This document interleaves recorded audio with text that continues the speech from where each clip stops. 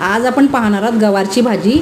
त्याच्यासाठी मी ते गवार तोडून स्वच्छ धुवून घेतलेले आहे। वाटपासाठी थोडंसं सुकं खोबरं कापून घेतलं आहे, 1 चम्मच जिरं घेतलेलं आहे, 1 चम्मच धणे घेतले, लसूण घेतलेलं आहे, 1 मिरची हिरवी घेतलेली आहे कमी तिखटवाली, कारण मी फोडणीला लाल तिखट घरगुती लाल तिखट टाकणार आहे। वाटप करून घ्यायचं आहे। फोडणीला कांदा टाकायचा आहे तेलावर, घरगुती लाल तिखट मसाला टाकलेला आहे, हळद टाकायची आहे, मीठ टाकायचं आहे,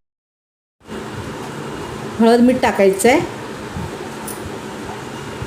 कांदा चांगला परतून घ्यायचा आहे, गवार टाकायचे याच्यावर, कांद्या तेलावर परतून घ्यायची आहे गवार चांगली, झाकण ठेवून थोडंसं पाणी ठेवायचं झाकणावर, वाफेने गवार शिजते। अशा प्रकारे झाकणावर पाणी ठेवलेलं आहे मी। ही बघा गवार मस्तपैकी शिजली आहे। आपण जे वाटप केलं खोबऱ्याचं ते टाकायचं आहे, लसूण खोबरं जिरं धण्याचं वाटप टाकायचं आहे, चांगली परतून घ्यायचं आहे, पुन्हा झाकण ठेवून पाणी ठेवायचं आहे। गवार छानपैकी शिजलेली आहे। अशा प्रकारे मी गवारची भाजी सुक्या खोबऱ्यात केलेली आहे। तुम्ही करा, तुम्हालाही आवडेल।